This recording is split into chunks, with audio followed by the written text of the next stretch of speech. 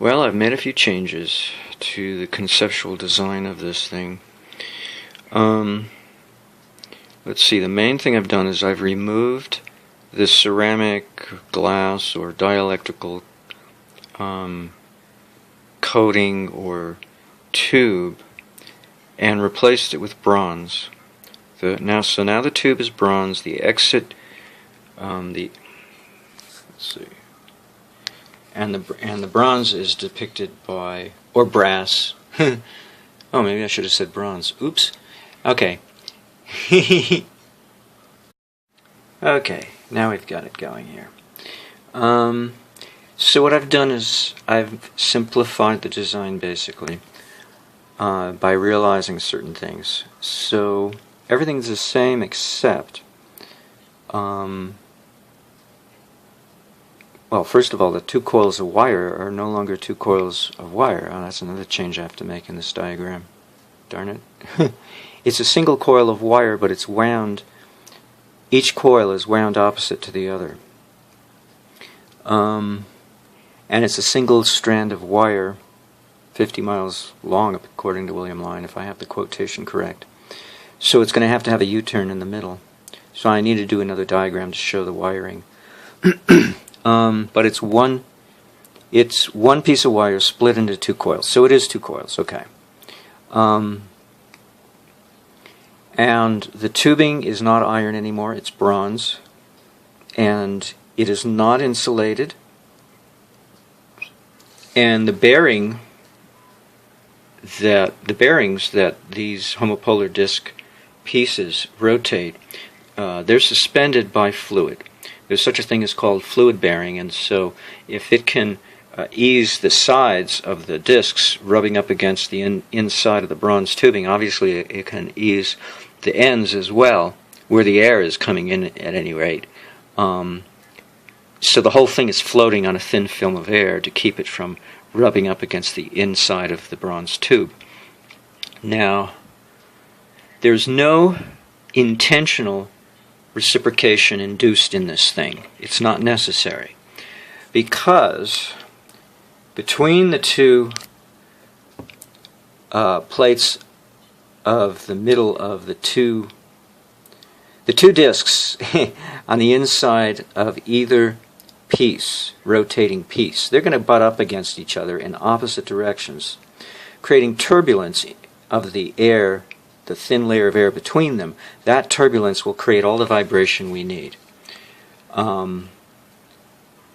We don't need to induce it directly. It's going to be a consequence of the turbulence in between these two middle discs. So we're going to have automatic vibration, non-reciprocating vibration, and it's going to be disruptive. It's going to be similar to a spark in that it's not a controlled disruption. Okay, it's going to be uncontrolled, non-controlled disruption, which is even better than, you know, some kind of induced pulsing action due to reciprocation that we got to regulate.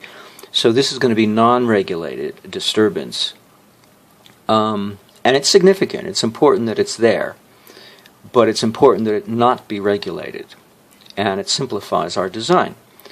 Now the iron is the encasement surrounding this thing.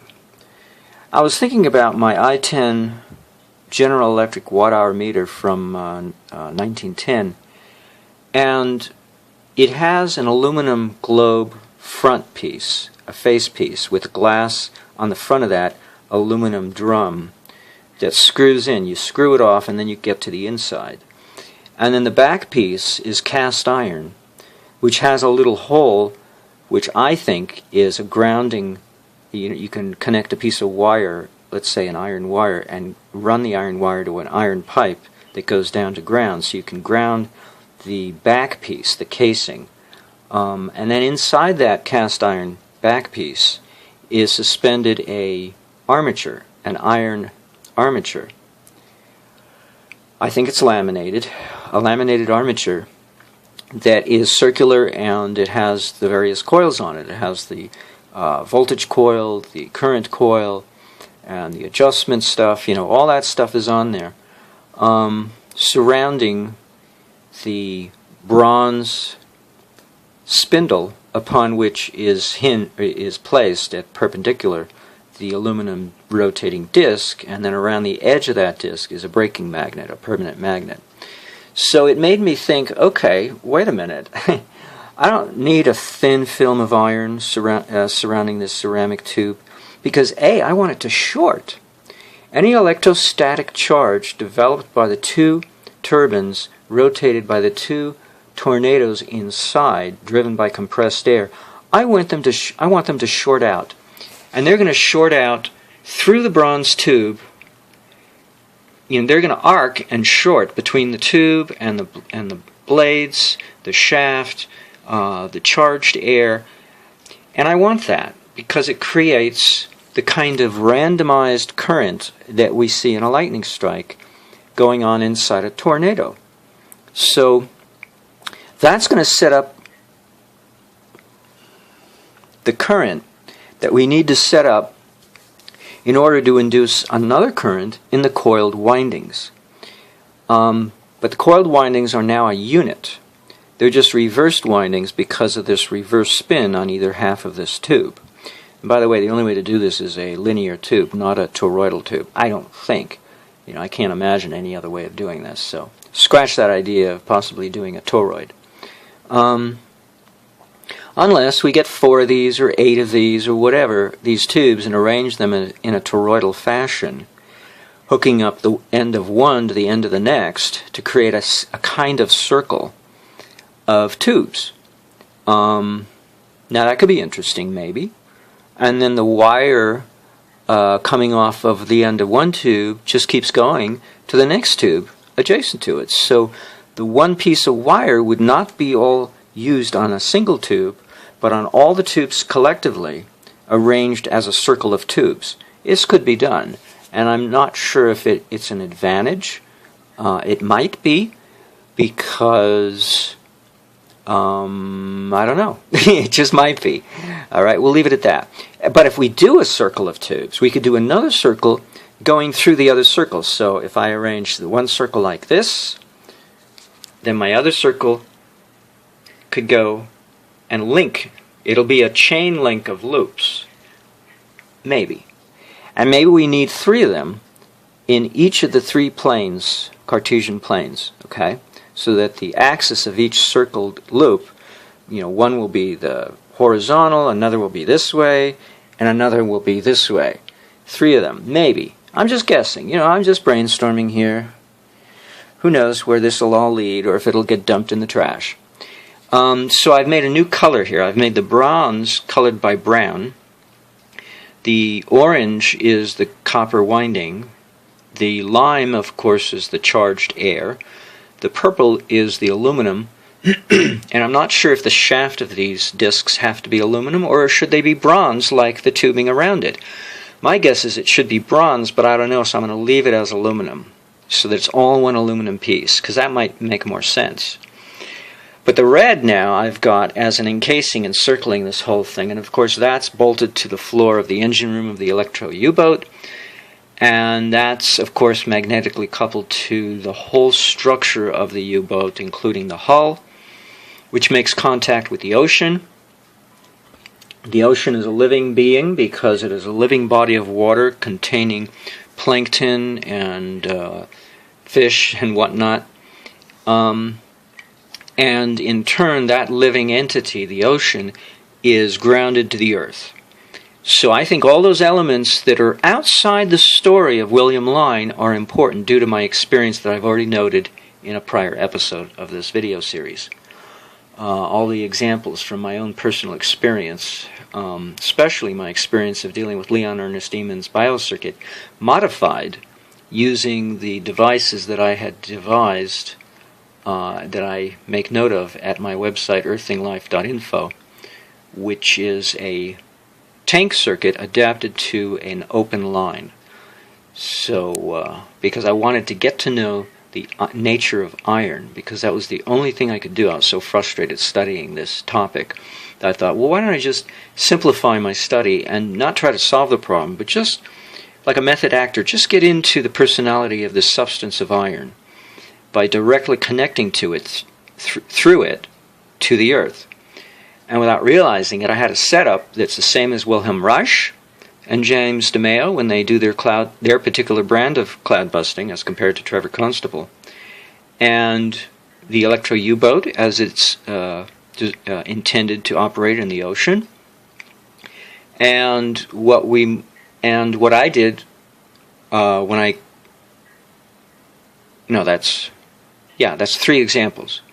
So between those 3 examples, in my connecting my device, my earthing enhancement device, in line between my earthing bedsheet and the Earth, or actually between my bedsheet and a tree and then the Earth, led me to suspect that this is very important, that the large mass of iron that Tesla talked about, he apparently took for granted or else kept it a secret that there were 2 other elements in the magnetic coupling of this device to the Earth.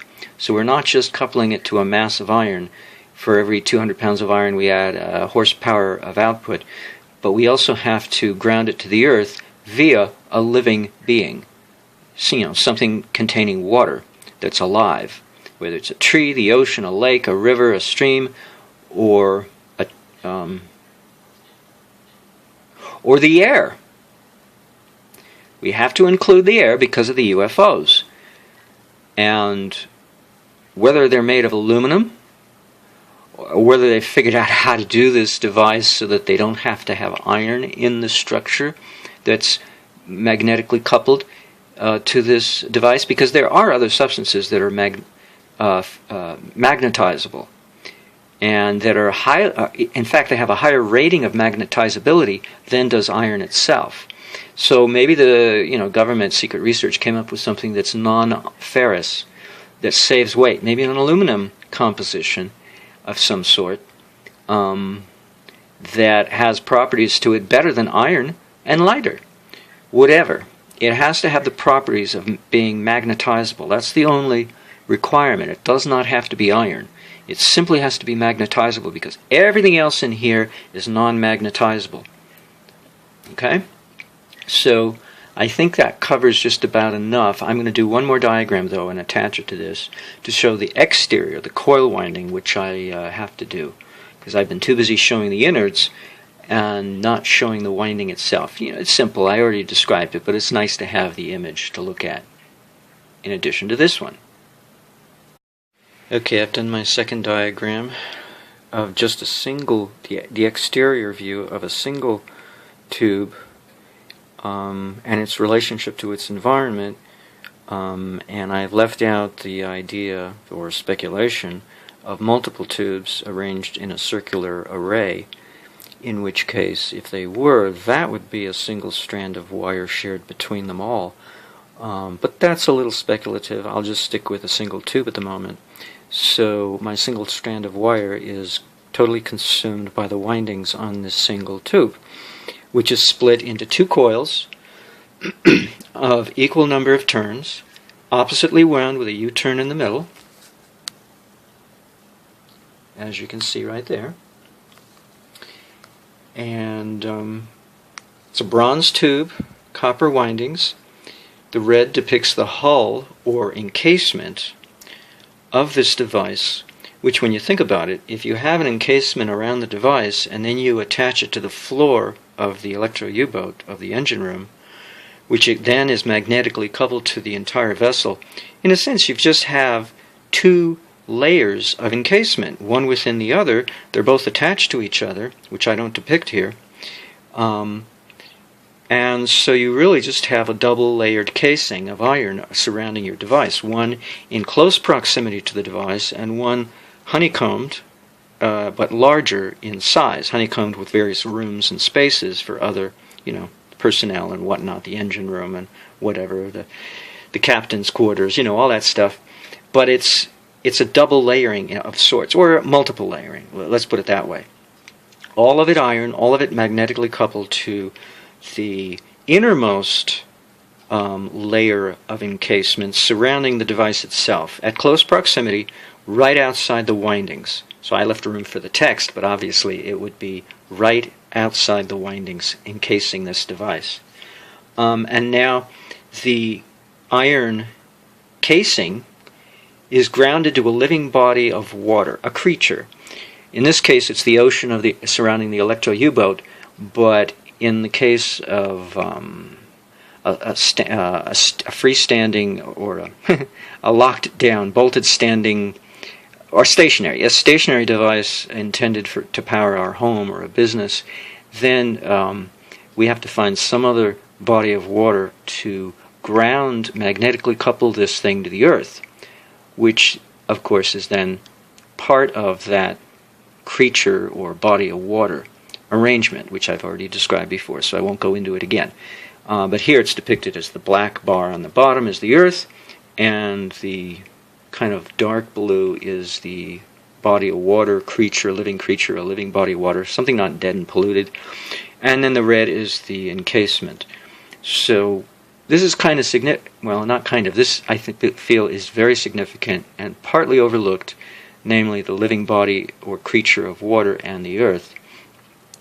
But we do have in part of our story, or as given to us by the story that William Lyne shares with us, the iron casing, 200 pounds of iron for each 200 pounds added to the entire mass of the casing. 1 horsepower is added to the system.